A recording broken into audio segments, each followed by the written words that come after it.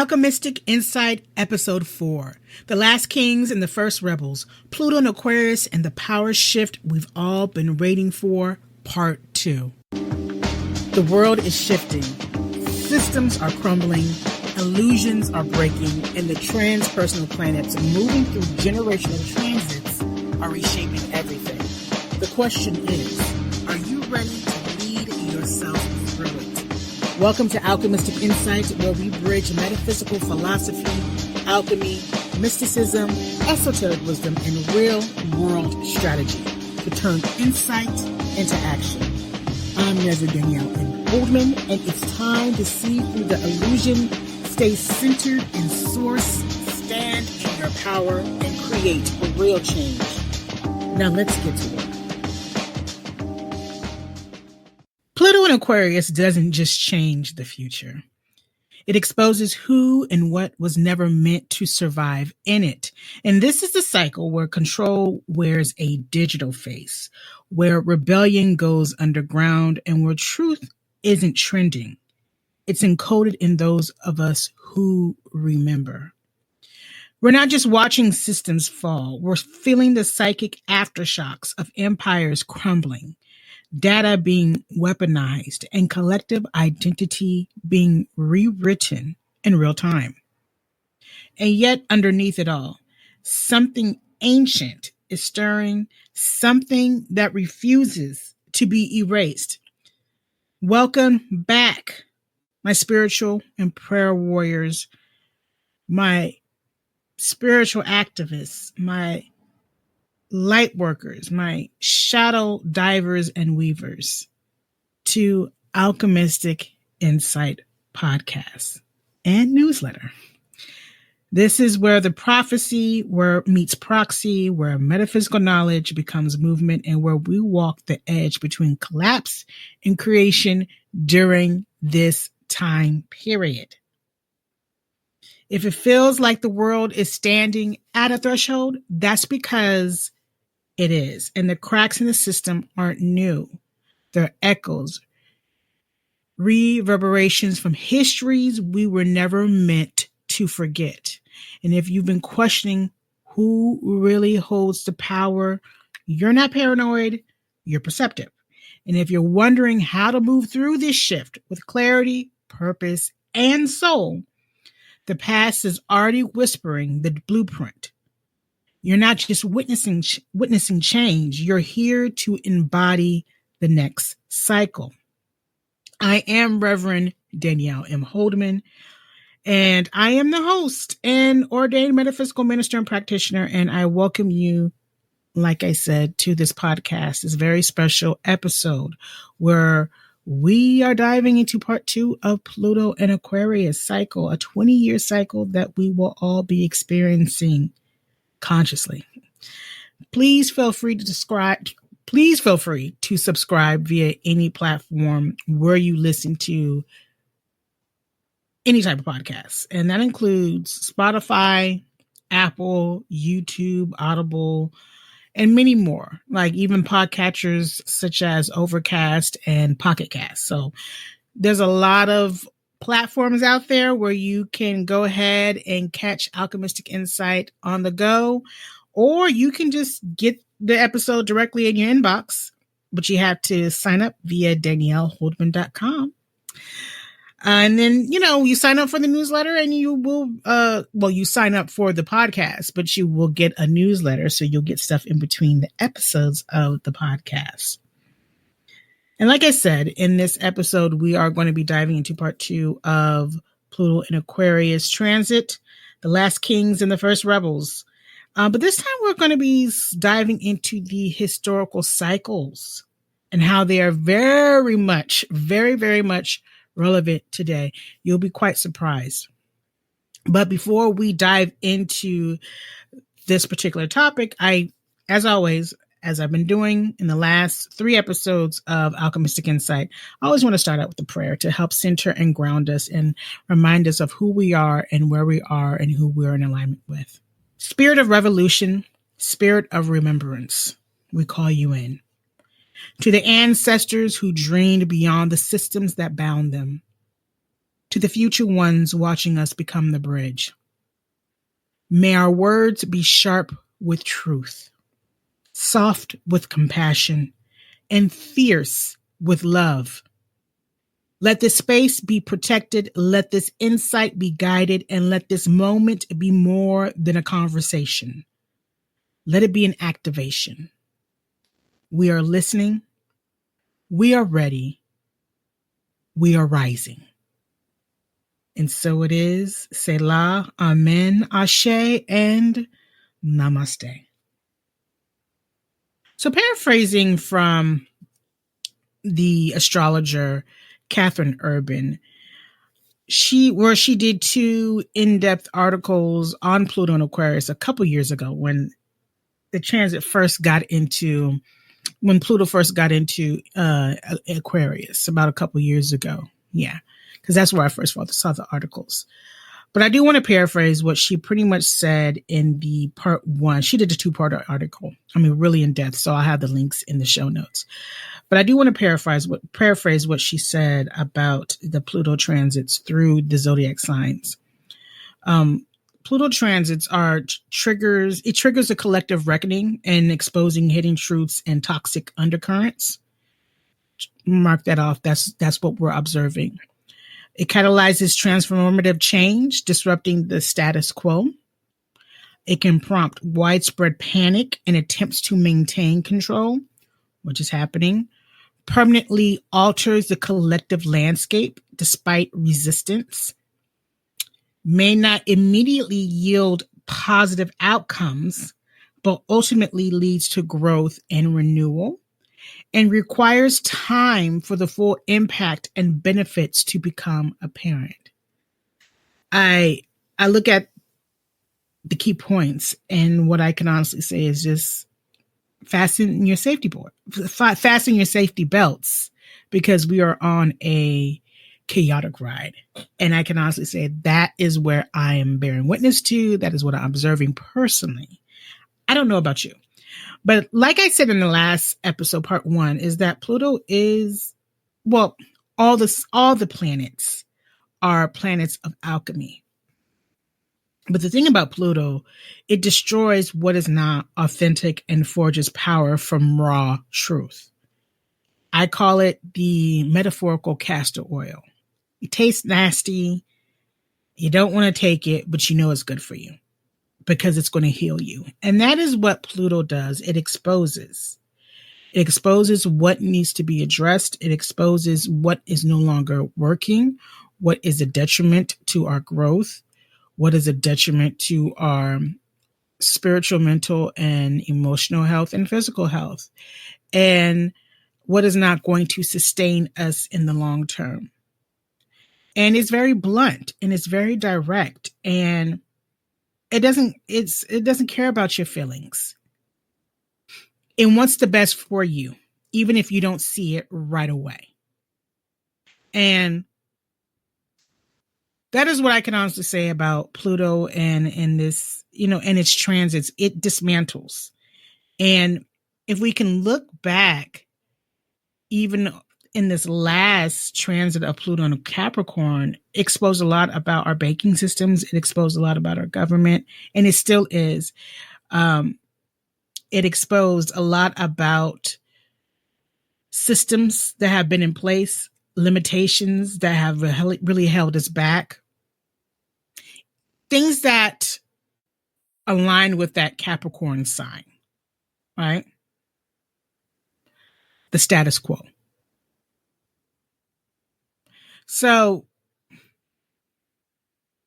one thing about this Pluto in Aquarius transit, it is going to expose, it's going to be doing a lot of exposing, disrupting, transmuting outdated power structures, illusions, and control mechanisms, especially when it comes to technology, especially when it comes to groupthink, especially when it comes to societal conditioning and personal identity.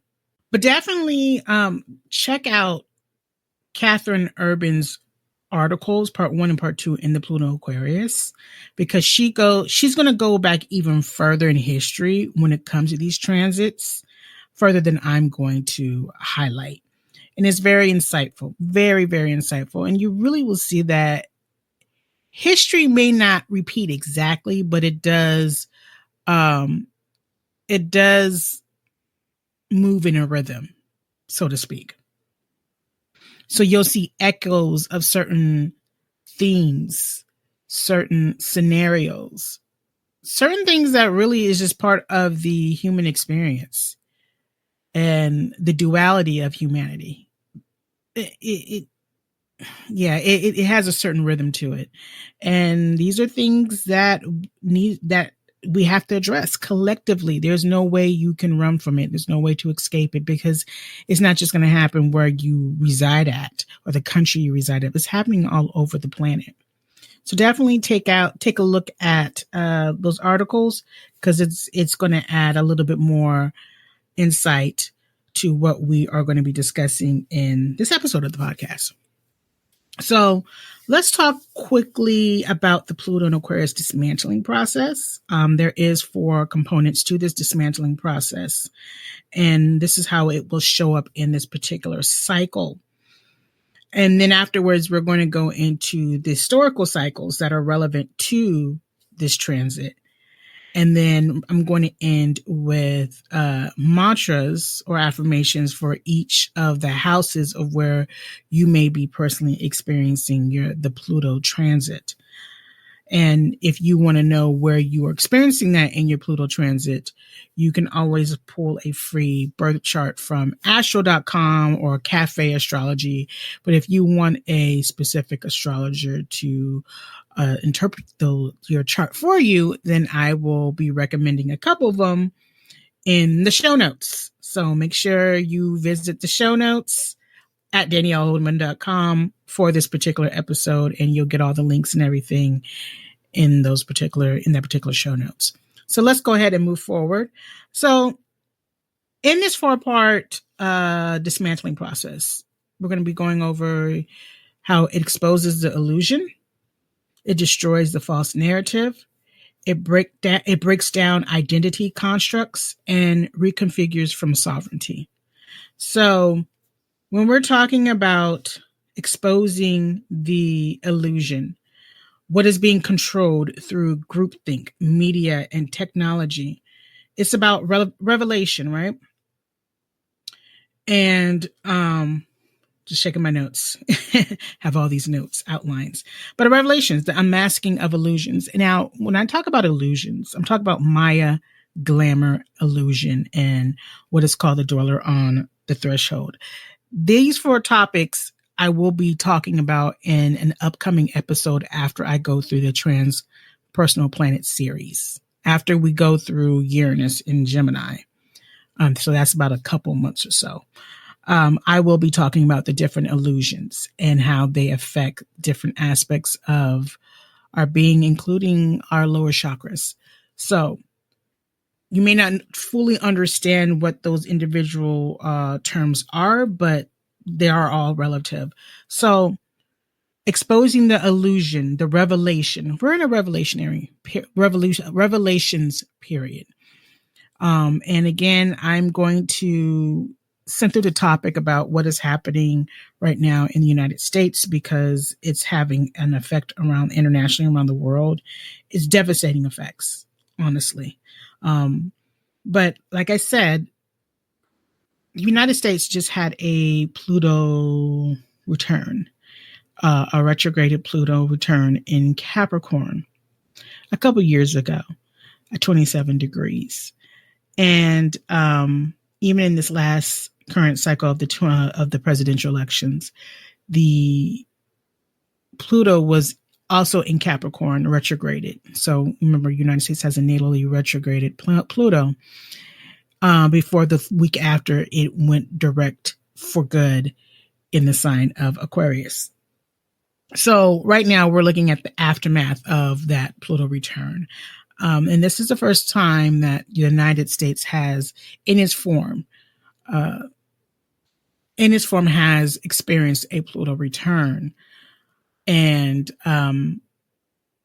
this is the aftermath. This is the cleanup period. This is the transitional period. This is the rebirth period. It It is nasty. It's ugly. It is uncomfortable. It's disheartening. It's scary. And maybe you have a different perspective and can see like, oh, there's an opportunity here. Yes, it's uncomfortable, but we can do something with this. So it depends on the individual and your perspective.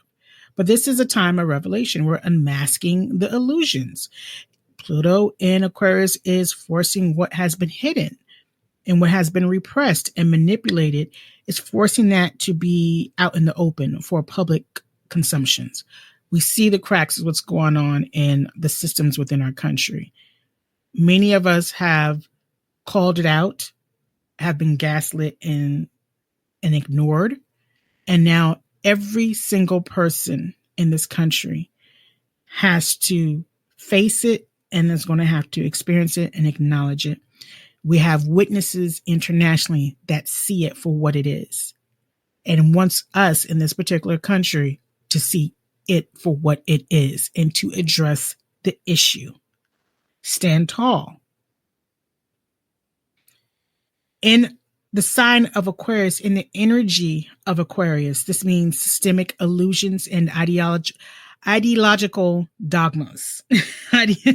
Sometimes I flub over my words, but facing those systemic illusions and ideological dogmas, those technological dependencies. And this is actually internationally. It's not just in America, because people are protesting all over the world. People are addressing their own dogmas. The world is interconnected and dependent and on technology. And it's also forcing us to address collective delusions. All of that is being exposed.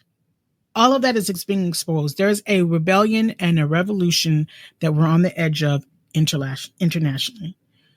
We are seeing the rise of authoritarianism and tyranny internationally.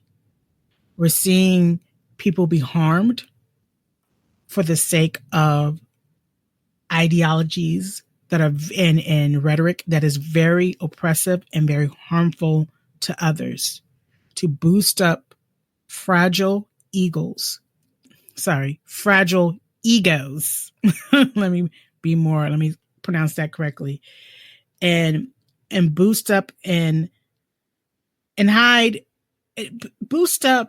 support individuals' unaddressed shadows that's being projected onto scapegoats, that's being projected on marginalized communities, that's being projected on societies.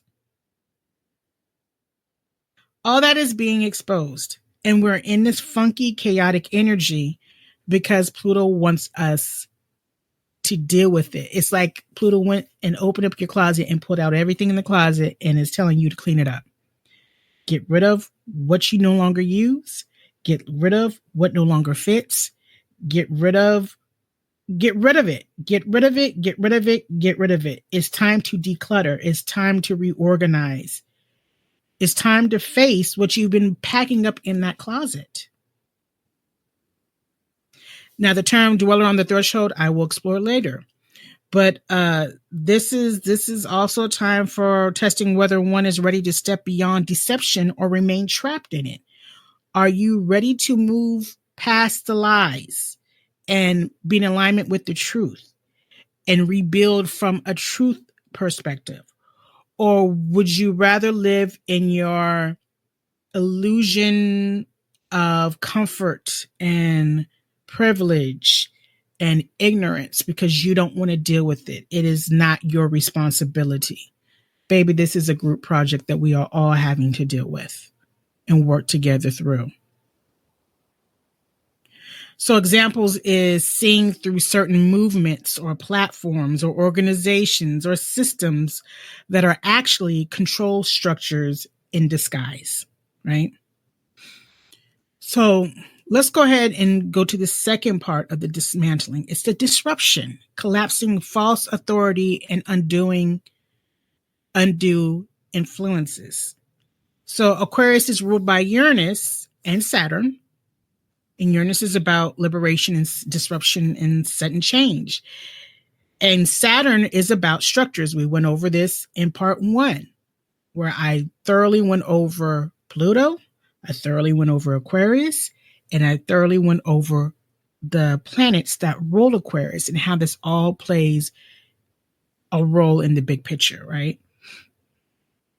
So Pluto dissolves the false sense of security people have in institutions, ideologies, and social contracts. And here we go with ideologies again. And actually, that came up in the news recently about the removal of something that fits of things that do not fit in a certain ideology that is very harmful. And this has to do with what's happening in America right now. Aquarius is also about groups. It's about the collective, but it also could be about cults. It's about groupthink, hive mind mentality. And I want to mention the BITE model, which was created by Dr. Stephen Hassan. He's a world-renowned expert on cults, and he specializes in recovery and strategic intervention. And I will have a link to his newsletter and website in the show notes. But he created this BITE model, which is about behavior, information, thought, and emotional control. And the BITE model actually goes over 4 quadrants about how cults are developed, what it entails, and how people are very easy, how they can be easily manipulated into being part of a cult and become one with the hive mind and with the group think. But yeah, the BITE model describes how cults, corporations, and power structures maintain control. Pluto undoes these mechanisms by forcing people to question their own conditioning, social conditioning, cultural conditioning, religious conditioning, corporation conditioning, political party conditioning, right? We have to address, unpack, and redress in order to move forward in this new energy, in order to revision things that are going to be healthier for yourself and for others. Mental alchemy plays a role here, and you have to learn to differentiate true self-sovereignty from manipulated consent. And we all have been manipulated in one shape or another form, or in one way or another, through the type of information that we ingest, through the content that we view, through the information that we read. We all have been susceptible to mis and disinformation, especially if you're not one who does your own research, who does your own comparative analysis. Where you might feel like that's a waste of your time. You just look at headlines, or when you see something repeated, if you hear a slogan repeated over and over, it conditions our brain. So you have to put in the work to be very intentional, be very mindful, be very conscientious of what you consume, what you believe. You should not be afraid to question things. And mental alchemy does play a major role in this. For example, major figures in media, tech, politics, or spiritual or religious circles are going to be exposed as frauds, as grifters, leading people to question who and what they trust. There's a whole bunch of grifters that are being propped up as prophets when they're really false prophets, when they are positioning, or when they position themselves as an expert in something and are presenting information in one way, when actually they're being paid to do that as a manipulation tool, as a spokesperson, a voice piece, a mouthpiece for certain ideologies and certain agendas. You're going to have to be very mindful of that during this cycle. We're seeing that now. It's always been there. It doesn't matter whether Pluto is in Aquarius or not, because there's always some planet in Aquarius. But we have to be very mindful. And I keep saying Aquarius because Aquarius is about that network. It's about that social constructs. It's about organization. It is about, groups, clubs, It is about higher consciousness. It is a mental, it's an air sign, it's mental, very in your cerebral, it's very cerebral. And it's a fixed sign. And we're going to go more into fixed signs later on. And then, so we're looking at step 3, the breakdown, the crisis of identity and collective upheaval. Again, like I said, Aquarius rules networks, movements, and technology. Pluto corrupts, then destroys what is not sustainable. So you're going to see a collective identity crisis emerge. If everything I believed was a construct, what is real? Now, people would either deconstruct their own belief systems and step into higher awareness. You see a lot of people deconstructing their religious experience and their religious conditioning, how they were raised. You've been seeing a lot of the word deconstruct. If you've been in certain social media spaces within the last few years about deconstructing and decolonizing the mind, what you've been trained to think, how you think, what you think. Going back to where we talk about the bite model with Dr. Stephen Hassan about deconstructing from cults, deconstructing from certain cultures. So people are going to be deconstructing their own belief systems under this whole crisis of identity and collective upheaval. They're going to cling to the illusion. Some people are going to cling to the illusion even harder, becoming more extreme in their ideology, or they're going to be in denial. So this is the depth of old paradigms where mental alchemy is required to reconstruct meaning from the ashes.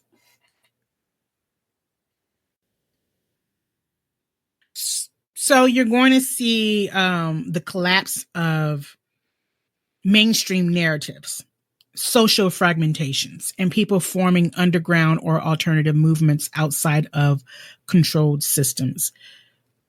Community is still important. You just got to be very mindful of what community you gravitate towards and what they're speaking, what their spiel is. What are the patterns you notice? Because it might sound good in the beginning, but if you notice, always have a bit of skepticism in the back of your mind. I don't care what type of community or group it is. Just sit back and observe and see what their pattern of behavior is and question it. And if your intuition goes off and a red flag goes off, pay attention to that. And don't be afraid to ask questions, to have your own opinion and bring it up. And if you see pushback, if you see gaslighting, if you see BS, that's all I can say. If you smell it and your energy can feel it, it's probably BS. And it's okay to question it and do your own research. But being an observer is very important. And it's also a way for you to protect what your mind is exposed to. So yes, so you're going to be seeing a lot of, like I said, community is important, and you're going to be seeing a lot more people forming their own niche groups, their own unique groups, their own community, their own family, so to speak, in this type of energy. The last part is reconfiguration. So the alchemical rebirth in sovereign thinking. And those who survive the mental emotional collapse emerge disillusioned yet empowered. I'm just going to say this. For what we're seeing right now, if you had the eyes to see, you know that our systems, and I keep saying this in the other episodes, but I just want to, I'm going to keep bringing it up, but America has had to, it's been having to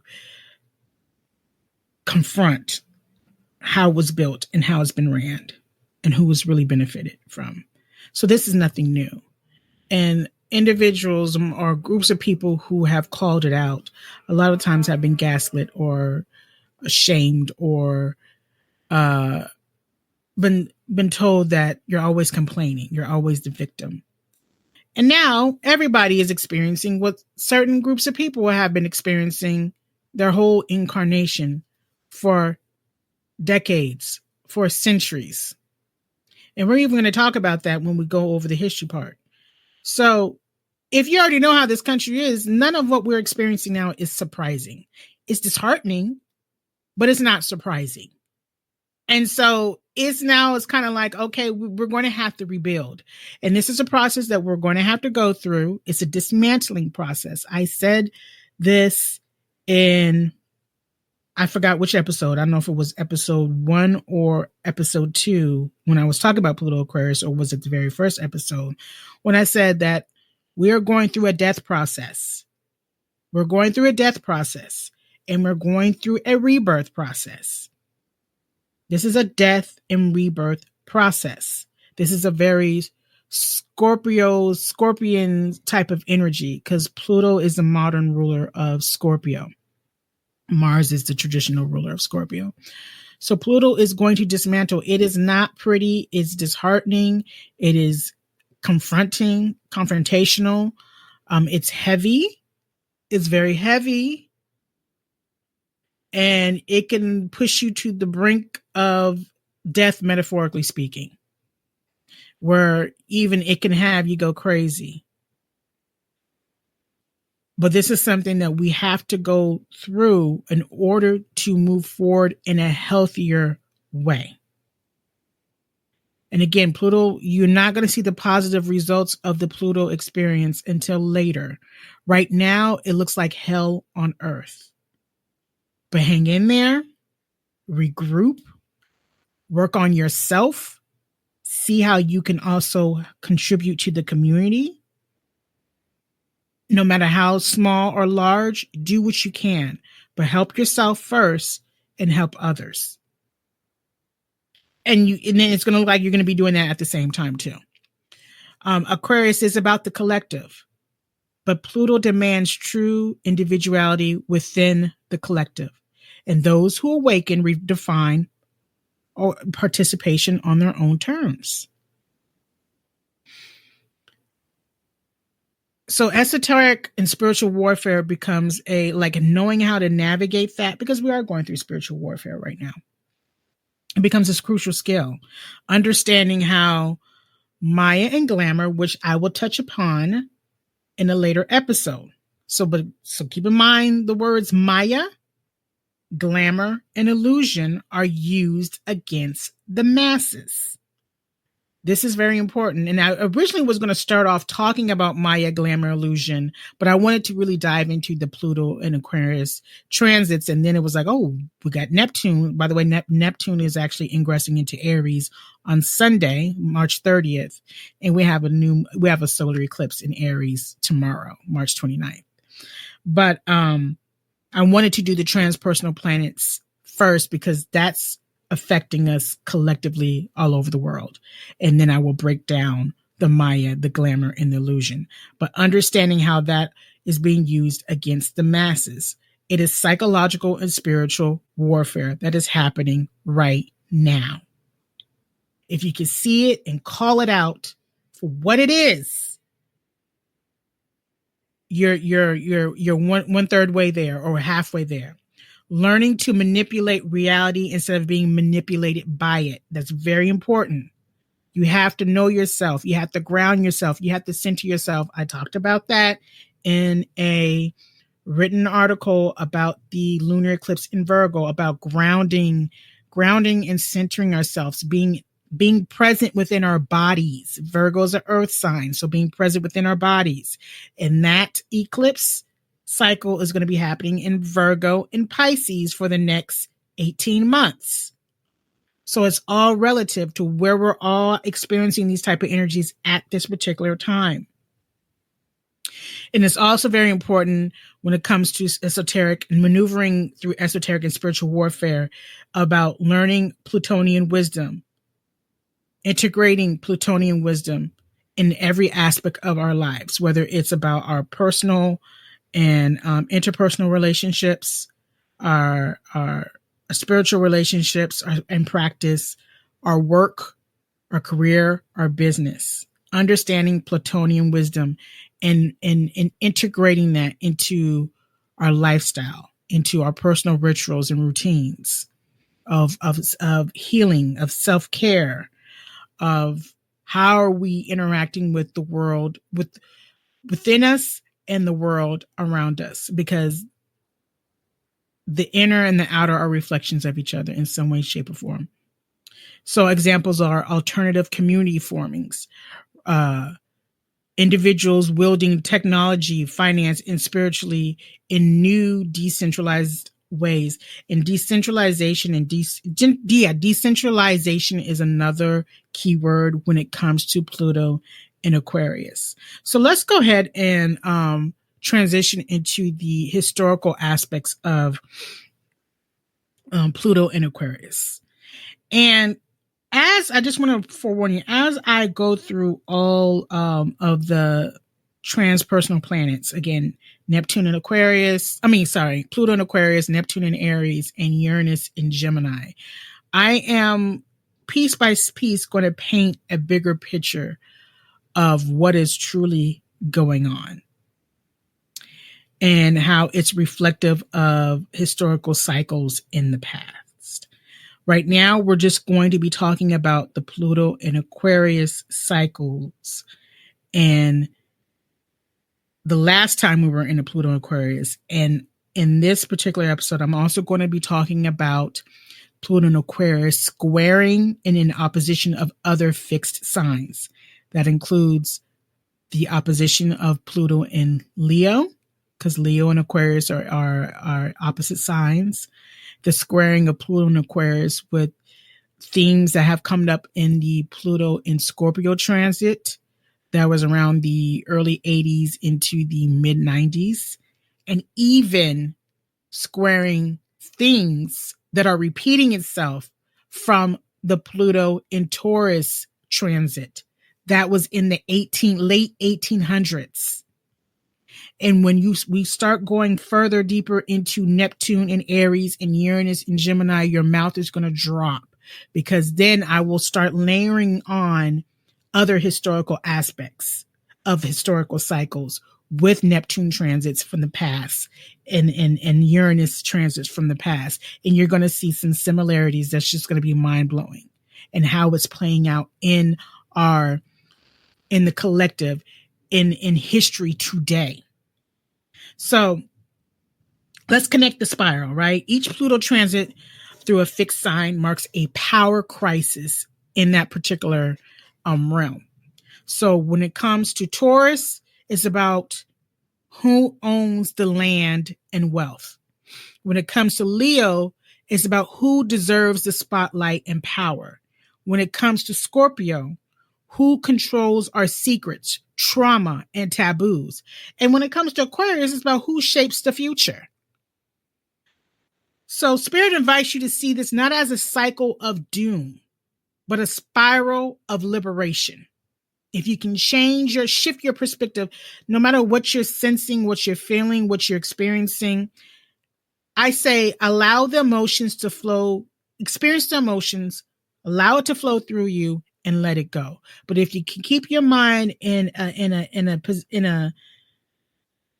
a level where you are seeing this as an opportunity to rebuild, that no, it's not going to go in a way where you are controlling every aspect of my life, because you lack control of yourself. So you're projecting your shadows, your issues onto me and a collective, a group of people. That is done. That is not tolerated, and I don't consent. And I am a sovereign being. I'm a liberated being, ordained by the divine, by spirit, by God, because I am God's child. And that is the only being that has dominion over my life. Not another human being. Especially human beings who are fragile, who have not done the work on themselves, who do not know themselves, who are egotistical, who are narcissistic, who have personality disorders, who lack empathy, compassion, and grace from others. You need to take back your sovereignty, even from other people in your personal life. Point blank, period. Each return to a fixed sign brings us closer to owning our power differently. Fixed signs is all about that fixed, solid power. So, here's now again, if you go back to Catherine Urban's article, she goes into the historicals more in depth into the historical cycles of Pluto in Aquarius transits. The three that I'll make mention of, but I'll go more in depth in the most recent one, is around the late 1200s, early 1300s, the late Middle Ages, and the rise of individual thought. That was around the early Renaissance. Thinking began to emerge, challenging church and feudal power. So if you're familiar with that history, you may be familiar with the control of the church and the feudal power within, especially in the European area. The collapse of rigid hierarchical systems led to a early decentralization of knowledge. So that was around, like I said, the late 1200s, early 1300s. I think Catherine goes into depth with that. I think she even goes even further back, if I can recall correctly, further back. So, because if you go further, you'll start seeing patterns of certain things that come up at different points in history. So after that, in the mid 1500s, that was the Protestant Reformation and Scientific Revolution. So Martin Luther's movement shattered the Catholic Church's control over Europe. So, the whole thing with Catholicism versus Protestants, that whole situation that happened in Europe. There was early scientific advancements that questioned religious dogma, right? Notice that religion keeps coming up. In the late, now this is the last time that we had Pluto in Aquarius. This was around a year after, specifically, the United States was born. The Constitution was created. 17. So this was the year after 1776 that Pluto started its journey in Aquarius, and it lasted to about 20 years. So during this time period, from 1777 to 1798, around a little bit, give and take around there, was the American and French Revolution and the industrial and political change. So you saw the overthrow of monarchies and the birth of democracy in the United States and France. Let them eat cake. Come on, French Revolution, Marie Antoinette, right? And that whole revolution, people was getting broker. They were broke. They were hungry. Things was not looking all that great for them. They were tired and they were done. They rebelled. They had a revolution. America wanted its independence from the monarchy in the UK, United Kingdom. This was the dawn of industrialization, the changing of labor and economic systems. I also want to make note of this. If you are in the United States or anywhere in the world, pay attention to what's going on in Florida with their child labor laws. They are loosening the child labor laws. That is very reminiscent of the late 1800s, early 1900s, where them kids was in them factories overnight and was not even paid all that well. And we're talking about underage children. That's what's happening. So we're having certain things come up again, right? This is also the age, going back to the late 1700s, the age of enlightenment, where philosophy and science challenged old structures. I also want to make note here about this age of enlightenment, this quote unquote age of enlightenment. Technocrats are over here shopping this ideology of the age of dark enlightenment. Please look into that. Do your own research. Just don't believe everything that I'm saying. Do your own research. It's very bleak and very dark and doomsday and authoritarian. Just want to put that out there. Again, It's called the Age of Dark Enlightenment. And that's what they're trying to implement now in North America. And notice I didn't just say United States.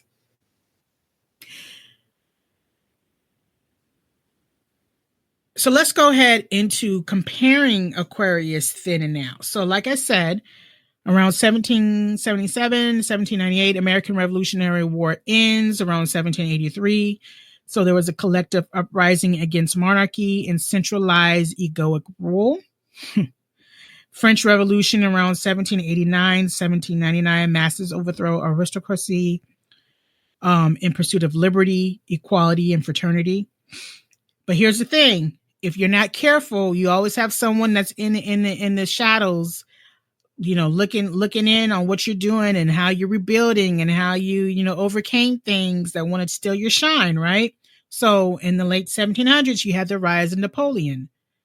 And we all know about Napoleon. Where do you think Napoleon complex comes from, right? So the revolution consumed by egoic control, the Aquarius vision of collective liberation and responsibility is hijacked by the Leo shadow. And we'll talk about Leo. Because when you're looking at the Aquarius, when you're in Pluto Aquarius, you're also looking at the shadow of the opposite sign, or like Pluto in Leo. Though the shadow aspect of that is going to come up as it's going to come and hunt the collective conscious. And we're seeing that now as we speak.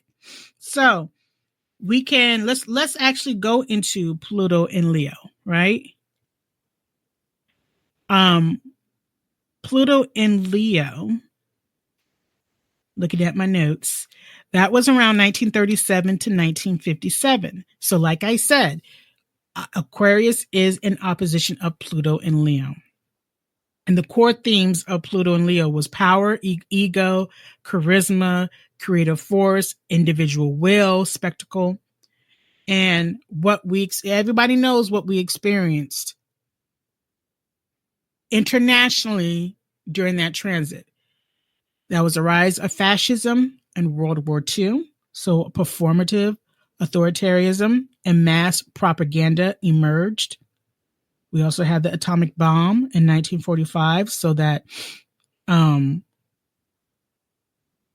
plutonic destructive energy, so creative power used for irreversible destruction. We had after the World War II, we had the United States superpower emerge in the Cold War, which was ego-driven nationalism and ideological supremacy. And we had the decolonization movements begin. Leo's creative sovereignty reclaimed by oppressed nations.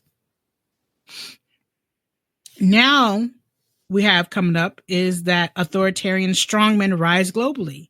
Charismatic leaders manipulating collective frustration. We saw that. Populism cloaked in democracy. Spectacle politics replaces true civic engagement. People are caught up in cult and personality. You're also seeing digital fame and AI adultery, right? Influencers, avatars, algorithmic spectacle as new egoic thrones. The algorithm rules everything. I just had a pause because I was thinking about Cream, Wu-Tang's Cream. Cash rules everything around me. Doesn't have the same flow as algorithms rule everything around me, the acronym. But algorithms do rule everything around us now. It's a great tool for mass destruction. Great tool. But that's what we're experiencing now. So you're seeing the themes that we thought we transmuted come up again. So we're looking at a tightrope between the two of these opposition energies of the collective voice versus the tyrant's microphone. And again, this is happening all over the place. This is not just unique to North America. This is happening all over the place. The collective voice versus the tyrant's microphone. And we're seeing international communities coming together to combat and transmute Again, I say resist, transmute, rise, prevail. Resist, transmute, rise, and prevail. You're seeing that internationally, the pushback internationally of, oh, you're not running things over here. You need to go back and try. The only thing you control is yourself. And apparently you can't control yourself. So you're not controlling us over here. You're seeing that internationally. Decentralized sovereignty versus top-down control. Nobody is asking to be controlled. No one is asking to be bossed around. You're seeing liberation technology versus surveillance capitalism. That's on the rise.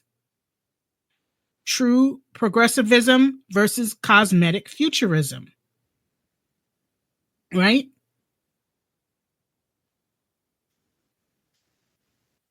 That is what we're experiencing with, those are things that we are experiencing right now.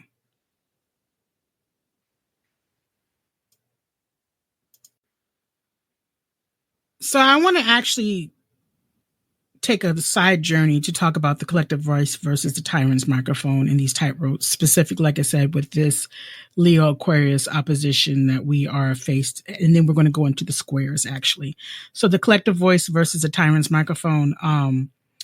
The collective voice is the power of many. Like I said, the international, collective pushing back.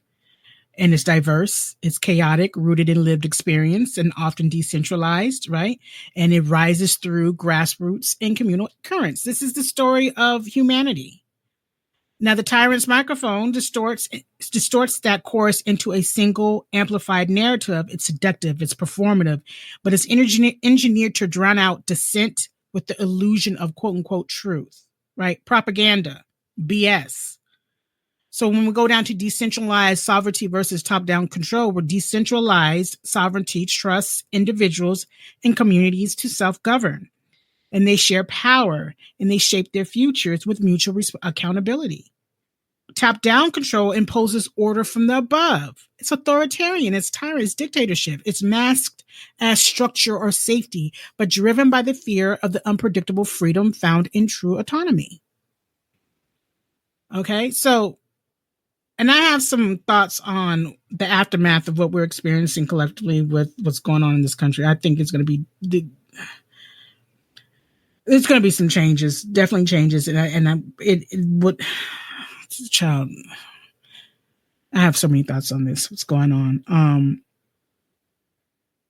Too much power in one person's hands, and we didn't know it could really get this bad. Well, some of us knew, but it just explains like what happens when there's too much power in a centralized capacity. It could rain terror from millions of people and billions of people around the world. So there's going to be some course correction with that one. And there's people going to really go back to the drawing board. Is like, yeah, maybe we need to decentralize a few more things from government.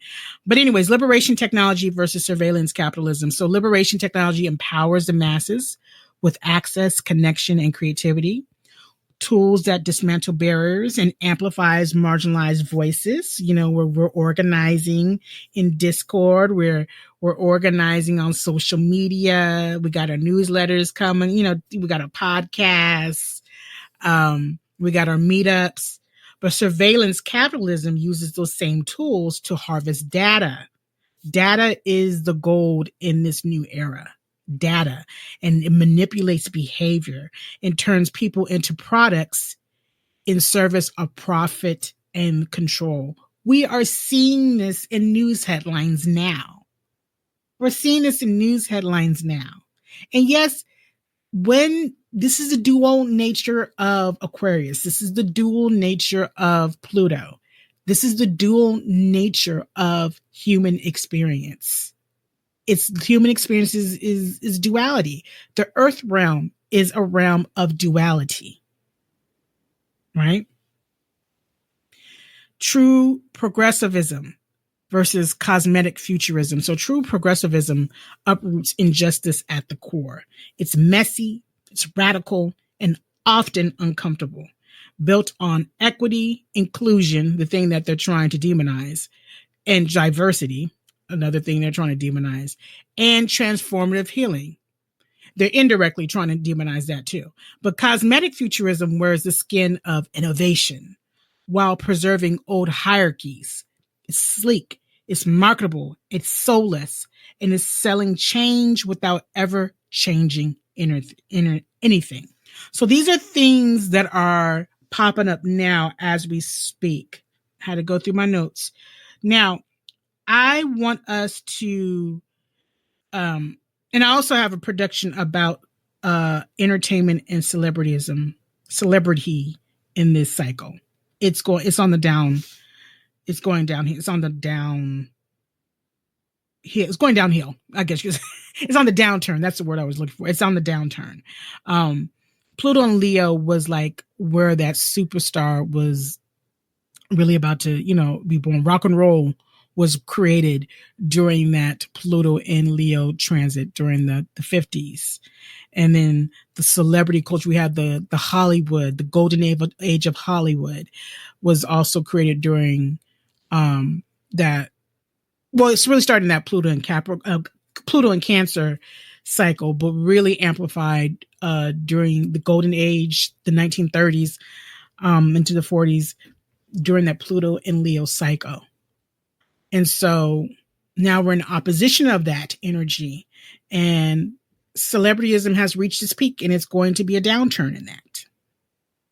That's cycles for you. And I'll talk a little bit more about that when I do all the transpersonal planets. So let's talk about the Aquarius Taurus square, because themes from that period are coming up for us to address. So the Pluto in Taurus transit was around 1852 to 1884. Okay. And when we look at Pluto in Taurus, it was squaring the prior Pluto in Aquarius transit. So it was squaring. So the things that were coming up in that manifested during that 1777, 1798. So from 1798 to 1852, you're looking at things that have come up that need to be addressed, right? So, agrarian, I can't say the word. I can't speak. Oh my God, I cannot speak right now. Agrarian economies disrupted. An enclosure acts, the end of serfdom, early capitalist expansions, industrialization begins, early mechanizations displace land-based labor, wealth moves from land to abstract markets. So you saw the rise of banks and stock markets. Core themes around Pluto in Taurus was the abolition of slavery in the United States. So this was after the Civil War. So that was around 1865. Emancipation, but followed by racialized capitalism and new systems of control. The Jim Crow era, which is basically the forefather of this current rise of fascism in the United States. People were saying, we've never been through this before. Yes, we have. You just personally haven't been through it. Learn about the Jim Crow era and what Black people had to experience in America post the Civil War. Civil War and defeat of the Confederacy, which was around 1861 through 1865, a battle for the soul of a nation's values and future. The Industrial Revolution expands. Factory labor reshapes how bodies and values are exploited. The global colonial land grabs, imperial expansion in Africa and Asia reflects Taurus's shadow of possession and resource control. And now we are experiencing the crypto and digital finance, currency untethered from tangible resources. Climate crisis escalates, Earth's calling out in digital abstraction. Housing, food, and body commodified, basic survival under techno-economic pressure. We're seeing that. With the privatization of public offerings and services, the corporatization of democracy is what we are. That's the existential threat. Or it's not even existential anymore. There's a written manifesto called Project 2025. Right? So it's history repeating because, like I said, when Pluto was in Taurus, it was squaring Aquarius. And so those things about like the big banks, the rise of the big banks in the stock markets. So wealth moved from land to abstract markets. It wasn't about land ownership, which is colonialism. It was about the banks and the stock markets. And now we're seeing that come up with Pluto being Aquarius, squaring Taurus, currency untethered from tangible resources. So it's the same story, but with different characters, so to speak.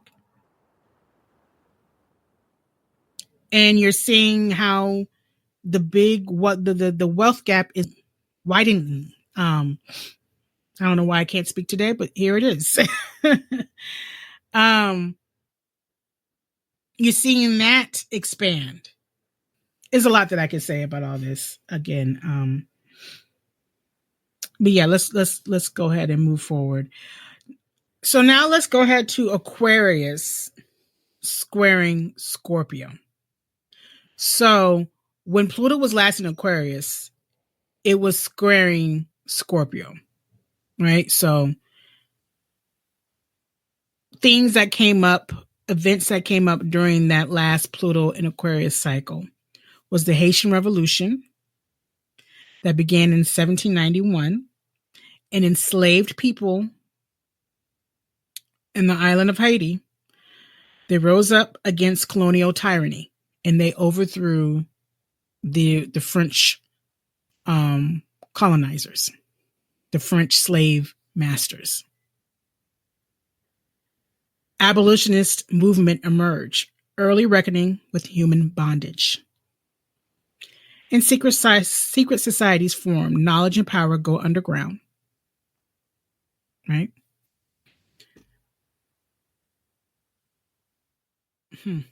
that stands out to me. That stands out to me. Now, the most recent transit of Pluto in Scorpio was in the early 80s and lasted to the mid 90s.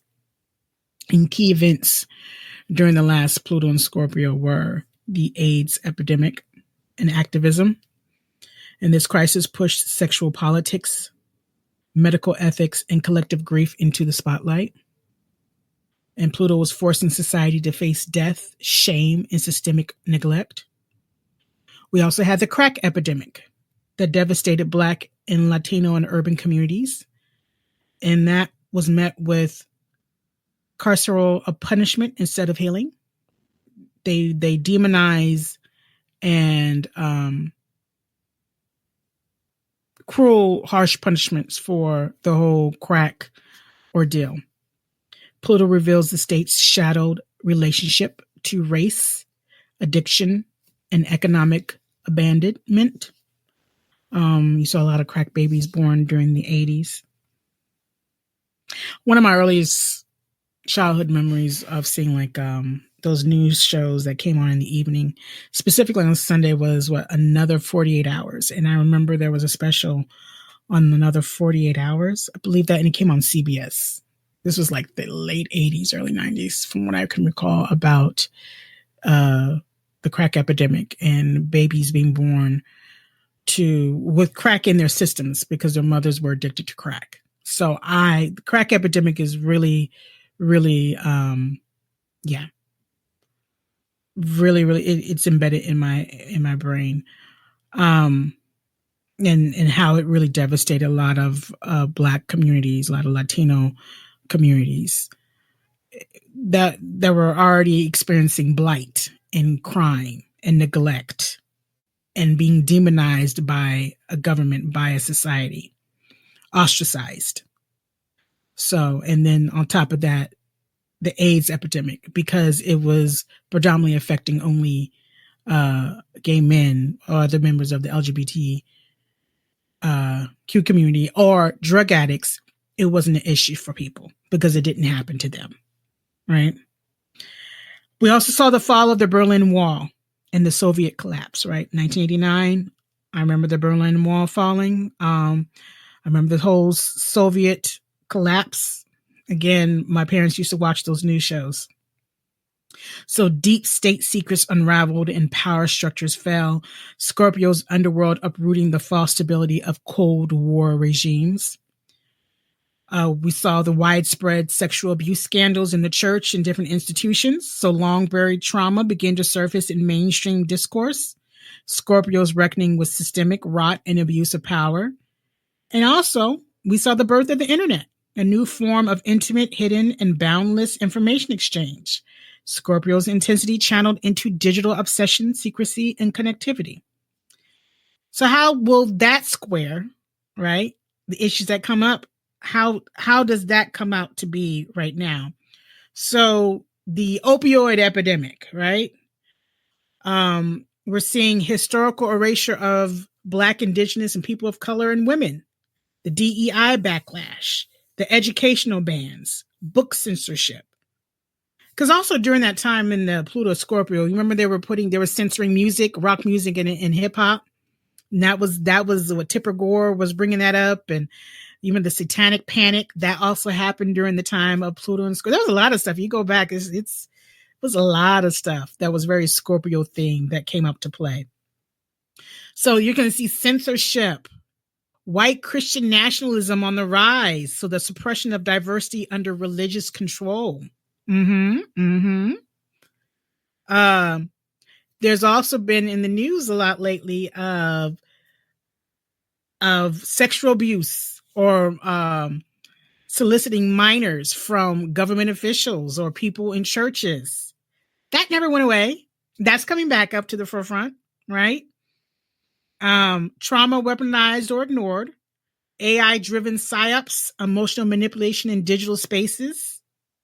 So digital freedom versus emotional blackmail are some of the spectrums we're going to be dealing with, some of the issues, the collective themes, energetic detachment versus psychic enmeshment, intellectual objectivity versus emotional manipulation, collective transparency versus weaponized secrecy, right? People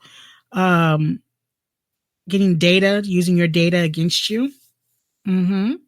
What else came out? We had 23andMe. Their data, and 23andMe is the one that the DNA company. So they collected your DNA to let you know what your ancestry is. That went out of business, and they're selling off the data from that. So there's a lot of things that are coming up that are going to need to be addressed, need to be talked about,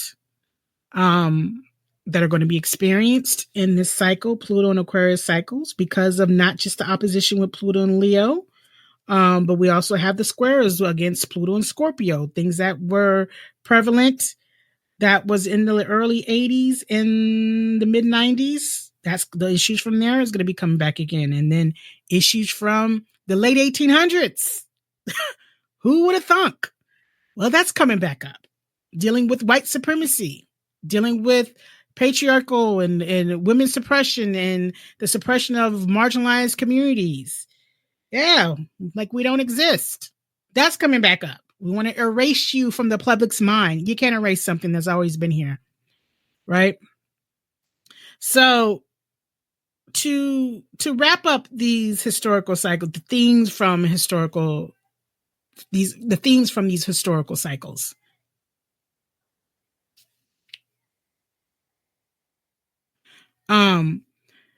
We're looking at Plutonian mythos about who was allowed to own, which was Pluto and Taurus, who was allowed to rule, which is Pluto and Leo, and who was allowed to be, right? And who is allowed to feel, to heal, to transform without punishment, which was a Pluto and Scorpio theme. I do want to make note here. And this is for the individuals who have Pluto and Scorpio natal placements. You are going to go through a Pluto square Pluto transit. I have a Pluto in late degrees of Libra. I just went through that myself. It is an experience. Think of it as a ego death and a spiritual rebirth. It's not for the faint of heart. Godspeed, and may peace be with you. And that's what I will say on that. And I probably will go more in depth about those particular transits, maybe in a newsletter, essay, article, whatever. But those who have Pluto and Scorpio transits, just be mindful of that. And every time, like I said, a Pluto hits a fixed sign, we're pulled into a karmic clash between fixation and freedom, the tension between what we cling to and what must evolve, embodiment and disembodiment. So whether we root into our bodies, project into performance, hide in the shadow, or escape into systems. Power and personhood, the struggle between domination and sovereignty, between being controlled and becoming whole. We're looking at exposure and concealment. Scorpio adds to the axis of shadow, who controls the narrative, who buries the truth, and who dares to bring it to light. And then Pluto asks not just what systems must change, but what souls must confront and what wounds must be witnessed to become alchemized into collective wisdom. So I just want us to, as we end this episode, I wanted to just power through, and because we have other planets and cycles that we got to dive into that are very important. One actually goes ingress in 2 days. So we got to move on to that particular cycle. So, but this one is a very important because this is a 20-year cycle that we are going to be experiencing. And we're seeing it. I mean, we are seeing things play out in front of us. And we are experiencing directly or indirectly. And we're going to have to make a decision. You're going to have to make a decision of how you want to maneuver through this cycle. What are you going to do to contribute to the collective? Because again, this is about collective. This is a group project. This is collective effort. How are you contributing to the community? How are you contributing according to diversity? How are you contributing to liberation? How are you contributing to inclusion? How are you contributing to higher consciousness, higher awareness, broadening your heart awareness? This is not something that you're going to just you're going to sit on the sidelines and to just observe. This is calling for your full participation. I'm going to leave off with some mantras. I would say one sentence manifestos, I would say. And this is relevant to where Pluto is in your chart. If you don't know how to, this kind of gives you insight of how to begin working with that Pluto energy, especially in Aquarius, right? So again, go to astro.com to pull, to get your birth chart, or Cafe Astrology. But if you want to work with someone one-on-one, you can always, I will have links to individuals that you can reach out for a consultation with. And they are tropical. They work with tropical astrology because there's two different, there's sidereal and tropical astrology. And there's Vedic astrology. So I'm speaking specifically with tropical astrology because there's some sidereal astrologers and Vedic astrologers that may or may not work with transpersonal planets. So the two that I am recommending, they do work with transpersonal planets. So so in the first house, we have Pluto in the first house of Aquarius. It's about identity and self-image. So the manifesto for you to contemplate on and allow it to reveal the secrets to you, and what you need to do is, I become power, not by dominating others, but by embodying the revolutionary, shedding false skins, and becoming a walking transmission of future truth. If you got Pluto in Aquarius in the second house, that's of value, money, and worth.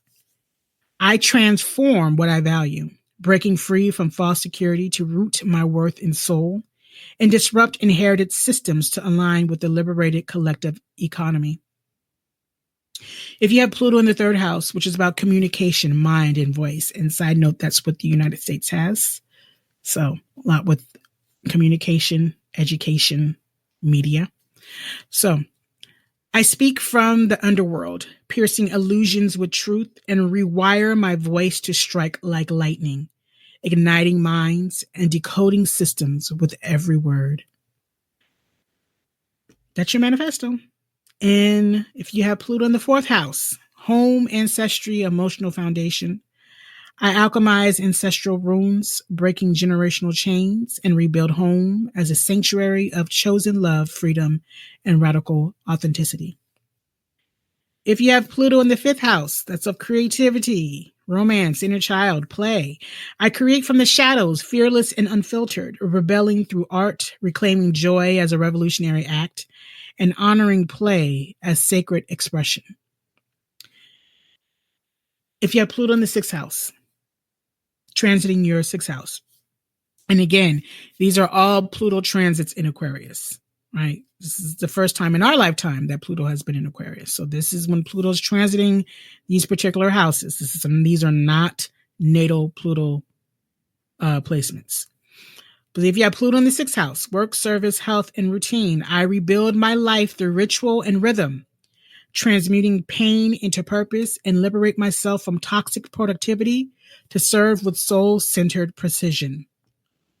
If you have Pluto in the seventh house, that's relationships, contracts, and mirrors. If it's transiting your seventh house, I attract mirrors, not masters, and transform the way I bond by choosing sovereign, future-aligned unions that reflect shared evolution. If you have Pluto transiting in your eighth house, this is a power, intimacy, and transformation. I am death and rebirth embodied, merging with others in sacred fire, not to possess, but to transmute and awaken through psychic truth. If you have Pluto transiting your ninth house, that's belief, expansion, wisdom. I destroy dogma to find my truth and become a channel for radical vision, broadcasting wisdom forged in ashes for the collective awakening. If you have Pluto transiting your 10th house, that's of legacy, public role, and authority. I rise from obscurity, shaping my legacy not through status, but integrity, deconstructing hierarchy to model leadership rooted in future service. Pluto transiting the 11th house, community, visions, and networks. I dismantle false community to find my soul tribe and become a vessel for innovation, weaving visions that disrupt and liberate. And finally, if you have Pluto transiting your 12th house, this is the subconscious mysticism karma. I journey through the abyss, becoming intimate with the invisible, dissolving illusion, remembering the collective dream, and resurrecting what was exiled. And I want to close this episode with this message. Revolutions do not come only once. They arrive in spirals, echoing through blood, fire, code, and memory. When they erase your story, you become the storyteller. When they try to silence your language, your spirit speaks in thunder. And this moment is not just for a reaction. It is for a reimagining. That is what Pluto is calling you to do, to reimagine the future that is going to be better suited, that's going to be healthier, that is going to be stronger, that is going to be fair, balanced, that is going to incorporate diverse lived experiences and perspectives. That breeds innovation. That strengthens community. That strengthens fellowship. The revolution will not be programmed. It will be embodied, educated, and ancestral. You are the breath that carries both the grief and the vision forward, and the future is listening. Thank you for joining me on this episode of Alchemystic Insight. hanging in there in this almost hour and a half episode. Spirit told me just to plug through. It doesn't matter how long it takes. The message needs to get out there. You're here. It's here. And I am thinking about taking this information and creating a workbook. Because like I said, this is not just some 6-week cycle or 3-week cycle, or it's going to be here for a month. This is 20 years. 20 years. So I just want to put that out there. I might do 3 different handbooks, or I might do 1 collective handbook. I don't know. I just kind of got that idea. So you have something tangible to work with, because it's different when you're listening to a podcast episode versus when you are actually, filling out something and reading it and interacting with it. But I appreciate you listening to part 1 and part 2 of this Pluto in Aquarius cycle. In the following episode, we will do a collective insight dispatch post new moon solar eclipse in Aries. That is going to go out on time. And we're going to focus, because a lot has happened. And if you go back to the newsletter that says, has the universe hit the chaos button? There's a couple of I wouldn't say predictions, but they were very simple, but they actually came into fruition. That's very interesting. And I'm talking about collectively. So we're going to talk about the collective energies, especially in this post-solar eclipse in Aries, which is the last solar eclipse, the last eclipse in that Aries Libra cycle that's been going on for close to 2 years. So, and again, go and reread that lunar eclipse in Virgo, because that energy, we got 3 months check-in and a 6 months check-in when the solar eclipse in Virgo is going to be happening in late September. So it's going to be around here for a while. But anyways, please visit DanielleHoldman.com for more info. And until next time, namaste. Thank you for listening to Alchemystic N with Danielle M. Holdman. If you enjoyed this episode, be sure to subscribe, not just to the show, but also to the accompanying newsletter at DanielleHoldman.com. There, you will find deeper insights and updates. Until next time, lots of peace, love, imagination, and action.